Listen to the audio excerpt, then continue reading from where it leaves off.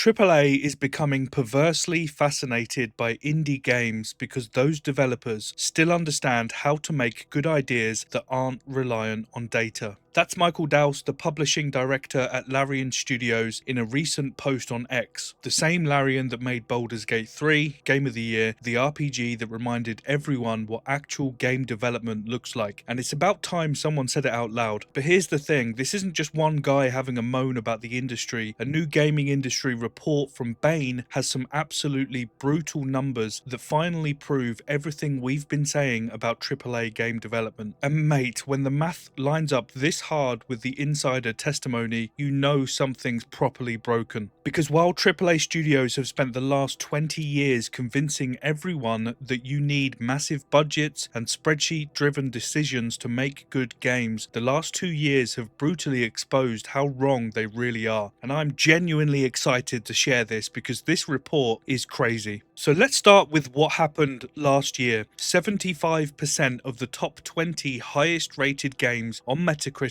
were made by indie studios. That's not a fluke, that's nearly double their share from 2016. And this year, well, it's not exactly getting better for AAA, is it? 2 of the top 3 games released in 2025 on Metacritic are indie. Clair Obscur Expedition 33 sits at the top with a 93 rating, the highest rated new game released this year, excluding the Zelda re-releases on Switch 2. Meanwhile, indie PC game revenue grew almost 3 times what AAA managed in 2024. We'll get to those numbers properly in a bit, but the pattern's pretty clear. What blows my mind though is that none of this should be surprising. We've got 20 years of evidence showing that massive budgets and committees don't guarantee good games, but somehow the industry keeps acting shocked when a small team with a good idea outperforms a $100 million budget production line. Which brings us back to what Michael Douse said, because he didn't stop at calling AAA perversely fascinated with indie, he went even further. He said, much of the industry has been aggressively data-driven for so long that over generations of talent, the ability to lead with your gut has become a lost art. Generations of talent means that this isn't just current executives being thick. This is institutional rot that's been building for decades. Entire careers built on chasing spreadsheets and cash instead of making good games. He then goes on to say, this is why AAA is becoming perversely fascinated by indie. Indie doesn't have the data, they must rely on gut. And of course they're fascinated. When you've forgotten how to actually make creative decisions and innovate, watching people who still can must feel like bloody witchcraft. But here's where it gets mental. So he said, the data sets are all increasingly trash because they can't predict breakout hits nor predict failures. And so if you can't rely on data and you've lost the institutional gut instinct, you get stuck. AKA, their spreadsheets are unreliable. They try and copy innovation without knowing why it worked in the first place. They saw Fortnite's success and suddenly everything needed a battle royale mode. Minecraft dominated, so every studio wanted to make the next survival crafting game. Data-driven development at its finest. They become safe, which is dangerous, hence genres disappear until indies create breakout hits and introduce new data. They've created a system where even they can't win, so they copy what they think works. Their entire creative decision-making process is broken. But here's the thing though, the problem isn't just that they've lost their creative instincts, they don't even know what players want anymore. Back to the Bain report, because the numbers are brutal. Only 7% of gamers say that graphics are the most important factor when choosing a game. Just 7%. Meanwhile, 22% say gameplay is number 1. We all love pretty graphics, me included, but graphics don't mean shit if the gameplay isn't fun.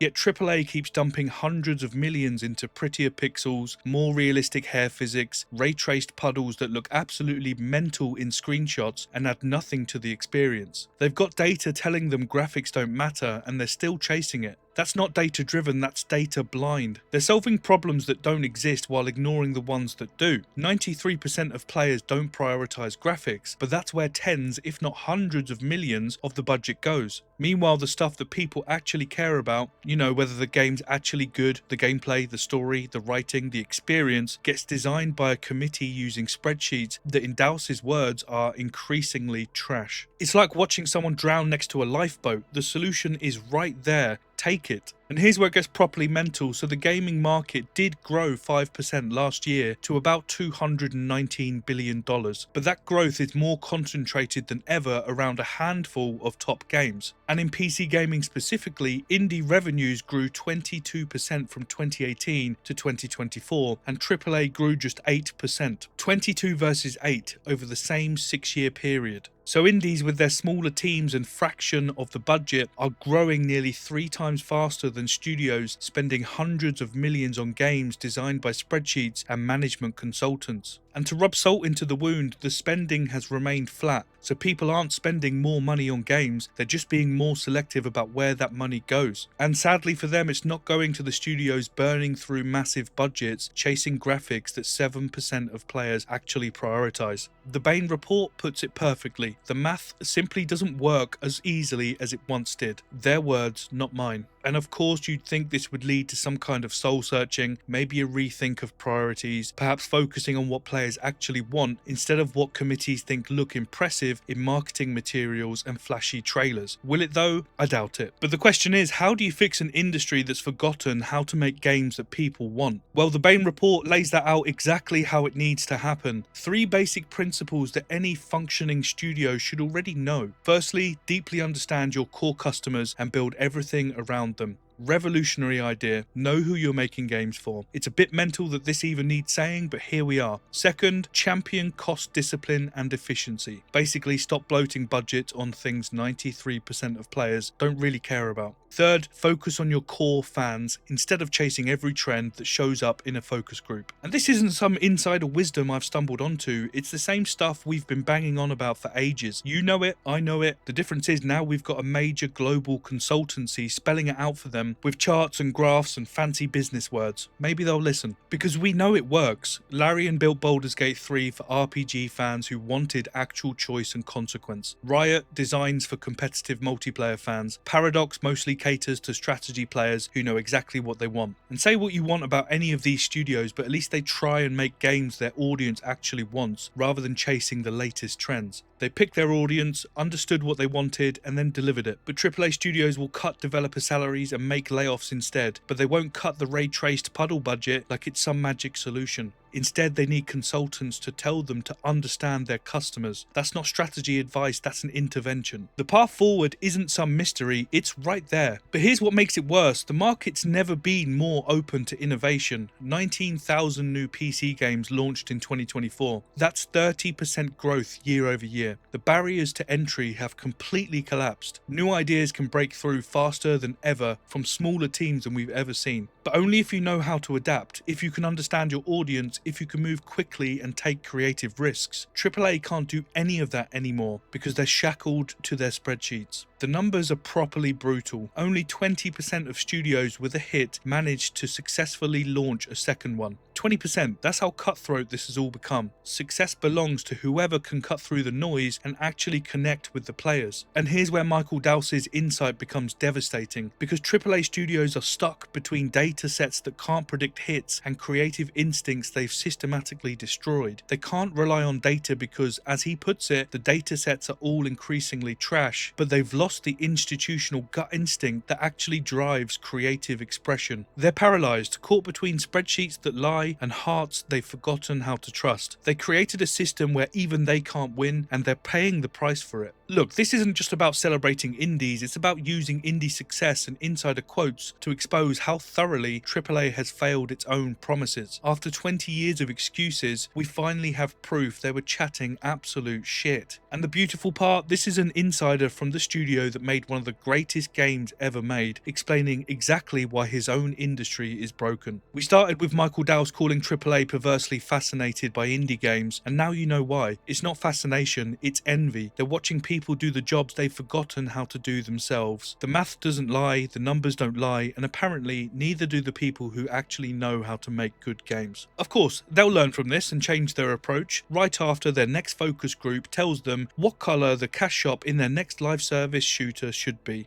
So yeah, there you have it. Highly recommend reading the full report if you're interested. Loads more details in there. I'll link it below. As always, if you enjoyed the video, please make sure to like, comment and subscribe for more, and consider joining as a member of the channel for perks and to support my excessive energy drink and takeaway consumption. Appreciate each and every one of you. Thanks again. I'll see you in the next one.